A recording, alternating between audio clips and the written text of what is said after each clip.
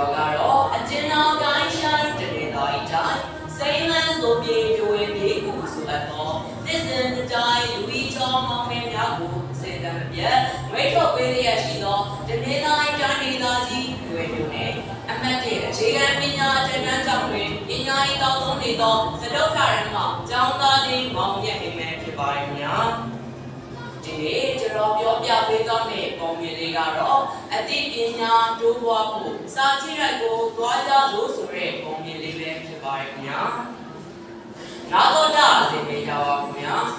ဟိုးရှိရှိတော့ကမြို့ငယ်လေးတစ်မြို့မှာမောင်မောင်ဆိုတဲ့ကျောင်းသားလေးတယောက်ရှိတယ်ကွယ်မောင်မောင်ဟာတင်လိုက်တဲ့စာတွေသင်ခန်းစာတွေကိုအသက်တကူမမှတ်မိနိုင်တာကြောင့်စာကျက်တဲ့အချိန်မှာရန်ကိုခက်ခဲတွေ့ရချင်တယ်ကွယ်ဒီနေ့ရောကျောင်းမောင်မောင်တို့ခန်းရဲ့တန်းမိုင်ဆရာမကအခုပြောတယ်ဒါမောင်မောင်စာရီရောလိုက်နိုင်ရဲ့လားကွဆရာမစာရှင်းပြတာကိုရောနားလည်ရလားကွလို့မေးလိုက်တော့မောင်မောင်ဟာဆရာမစာရှင်းပြတာကိုတော့နားလည်ပါရဲ့ခင်ဗျာဒါပေမဲ့ဒါကစာရီကိုအလက်တကူမမှတ်မိနိုင်တော့စာချက်ရတာအရန်ကိုခက်ခဲပါရဲ့ခင်ဗျာလို့ပြန်ပြောလိုက်တဲ့ကွအဲ့ဒါနဲ့ဆရာမကဒါဆိုဆရာမနဲ့အတူတူစာကြည့်လိုက်ကိုသွားကြမယ်လေစာကြည့်လိုက်ကိုရောက်ရင်တောက်ပတ်ချက်နဲ့စာအုပ်လေးပဲဖြစ်ဖြစ်ပုံမြင်လေးပဲဖြစ်ဖြစ်ယူပြီးဖတ်ဖို့ပဲလို့ပြောပြီးစာကြည့်လိုက်ကိုခေါ်သွားတယ်ကွစာကြည့်လိုက်ကိုရောက်တော့မောင်မောင်ဟာစာအုပ်စင်တွေရဲ့ဒေါက်တနေရာလေးမှာထားထားတဲ့မပုတ်ကျွေနဲ့ခရုနဲ့ဆိုတဲ့ပုံမြင်စာအုပ်လေးကိုယူပြီးဖတ်လိုက်တယ်ကွပုံမြင်စာအုပ်လေးထဲမှာမပုတ်ကျွေလေးဟာစာအရန်ညံ့တဲ့ကလေးမလေးတယောက်ပေါ့ကွဒီနေ့တော့စာမရလို့ဆိုပြီးဗရဲမောင်လေးနာမှာတိုင်းနေတော့တင်းမောပင်မောကိုစူးစမ်းပြီးတက်နေတဲ့ခရုငယ်လေးတကောင်ကိုလမ်းပြေလိုက်တော့တယ်ကွ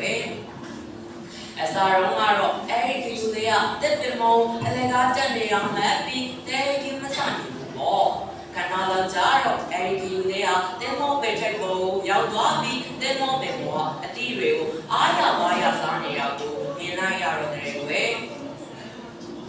အဲ့ဒါနဲ့မပူကျဲလေးဟာအခုလိုအတွေ့အကြုံတစ်ခုဝင်သွားတာပေါ့ကွယ်ငါလည်းစာရီကိုဇွဲလုံးသားနဲ့စူးစမ်းပြီးလို့ရှိရင်စာရီအများကြီးပို့တော်လာမှာပဲဆိုရဲအတွေ့အကြုံတစ်ခုဝင်သွားတာပေါ့ကွယ်အဲ့ဒီနေရာစာပြီးမပူကျဲလေးဟာစာရီကိုစူးစမ်းလာပြီးစာရီလည်းအများကြီးပို့တော်လာတော့တယ်ကွယ်အဲ့ဒီလိုရေးထားတာကိုမောင်မောင်ဖတ်ပြီးငါလည်းပုံမီလေးရဲ့မပူကျဲလေးကိုစာရီကိုစူးစမ်းတော့မယ်လို့ဆုံးဖြတ်ချက်ချလိုက်တယ်ကွယ်အဲ့ဒီနေရာစာပြီးမောင်မောင်လာစာရီအများကြီးကိုစူးစမ်းလာပြီးစာရီလည်းဘေးငါချက်ပေါ်တော်လာတော့တယ်ကွယ်အရင်တော့ကစာရီသင်ခန်းစာရီကိုအလက်တကူမမှတ်မိနိုင်ခဲ့တဲ့မောင်မောင်စာကြည့်ရတော့ပုံမြင်ဖတ်ခဲ့တဲ့အကျိုးကျေးဇူးကြောင့်အသိဉာဏ်စာရီလည်းအများကြီးကိုစူးစမ်းလာပြီးစာရီလည်းအများကြီးကိုတော်လာတော့တယ်ကွယ်ဒါကြောင့်တကယ်ချင်းတို့ကိုလည်းစာကြည့်ရဆိုတာအသိပညာတွေဘာဟုတုတ္တတွေကိုပါလုံးဝသိနိုင်တဲ့အပြင်လက်တွေ့ဘဝမှာပါအသုံးပြုလို့ရမယ်ဒီပညာတွေကိုပါပေးဆိုင်နိုင်တယ်ဆိုတာကိုနားလည်သဘောပေါက်စေချင်ပါတယ်ခင်ဗျာ